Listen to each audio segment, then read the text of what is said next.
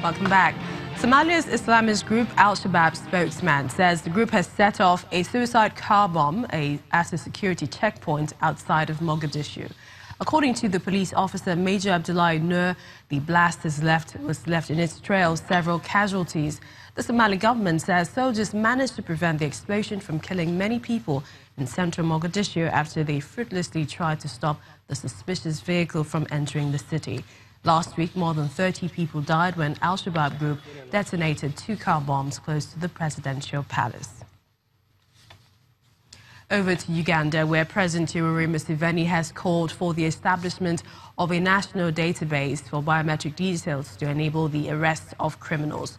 Mr. Museveni explained that capturing the palm prints and DNA of every citizen would help in apprehending the perpetrators. The president made his suggestion known in a series of Twitter posts while reacting to the killing of a 28-year-old woman, Susan Mugara, which sparked outrage across the nation. Ms. Mugara was kidnapped on the 7th of February, with the hostage takers demanding a ransom of Ugandan shillings of 60 million. More than 200 teachers in Cameroon have been arrested and detained in police stations across the capital, Yaoundé, after demanding a pay rise and allowances. Their family members say they have not had any contact with them since their detention. Their protests come after many attempts to air their grievances. However, the leader of the group, Samuel Ekoto, has demanded the unconditional release of their colleagues, adding that there have been lack of commitment from the authorities over their demand. And in Algeria, its prices up, products disappear from supermarket shelves. This is after the government banned the import of 851 products. They say it's in an effort to contain a gaping trade deficit. Take a listen. At the start of this year, authorities banned the import of 851 products, including foodstuffs and some raw materials, in an effort to address a gaping trade deficit. Direct impact of this decision, which was taken without consultation with the concerned people, might lead to products no longer available on the market. We also risk having a reduction in the quantity that will be available on the market. Some importers are worried. They are worried about the future of their businesses. They worry that they may have to shut down.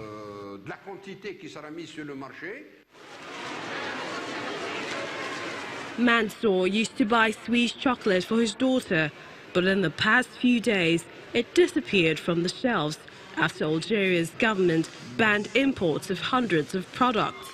While browsing the oddest mall in the capital, Algiers, with his wife and 6-year-old daughter, Mansour said he felt the brunt of the import ban. I don't find the products that I used to find before. We noticed that the prices of local products increased compared to the past.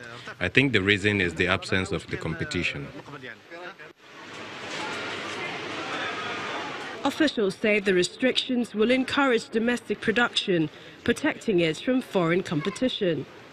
But local firms, including drinks producers and potters, are complaining, saying shortages of raw materials put their businesses at risk. Ardis, which opened its doors in 2012, is the largest mall in the country, attracts consumers every day because of the wide range of local and imported consumer goods it stocks.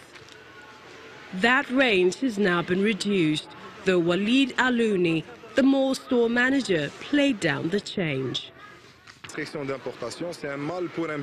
This import restriction is a blessing in disguise. I say it that way because it will encourage local and national companies to double their efforts and become more productive.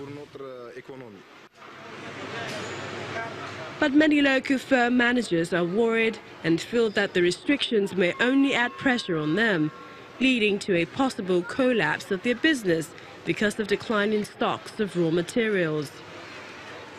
Strikes and protests occur in Algeria almost daily, echoing social and economic grievances. And an iconic 1974 painting by renowned Nigerian artist Ben Iwowu that has been missing for decades was sold for $1.4 million in Lagos, Nigeria. The portrait, known as Tutu and is often referred to as the Nigerian Mona Lisa painting, was lost until it resurfaced north of London last month. The masterpiece sold for a world record of almost 500 million naira, contrary to the expectations of many artists. A portrait of a Nigerian princess that was lost for more than 40 years and found in a London flat was sold at an auction for over £1 million. That's slightly above 500 million naira.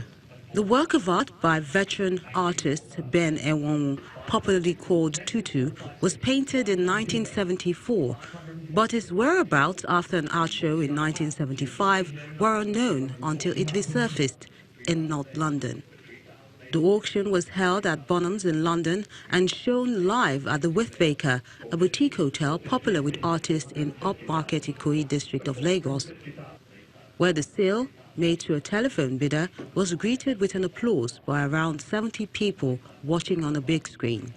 Oliver Enwonwu is the president of the Society of Nigerian Artists and the son of the master artist. It's a new world record for the artist, and I think for Nigerian art, at £1 million, we're very happy that at least modern Nigerian art has begun to get its actual value. Yes, and I think that it's just a beginning. You know, there are many, many works by this great Nigerian artist, and for a long time, the world has turned their attention to contemporary art, forgetting that modern artists actually paved the way for contemporary artists. So I think that it's high time that, and it justifies all the attention now on Nigerian art. The portrait of Adetutu Ademiluyi, who is the granddaughter of a reverend traditional ruler from the Yoruba ethnic group, holds a special place in Nigeria's history as it shows reconciliation and unity after the Biafran War, which took place between 1967 and 1970. Enwonwu belongs to the Igbo ethnic group, the largest in the southeastern part of Nigeria, that had tried to leave Nigeria under the name Biafra. The Yoruba people, whose homeland is in the southwest, were mostly on the opposing side in the war. Ben Enwonwu, being a national treasure, is an artist that Nigerians cherish as a modern art pioneer.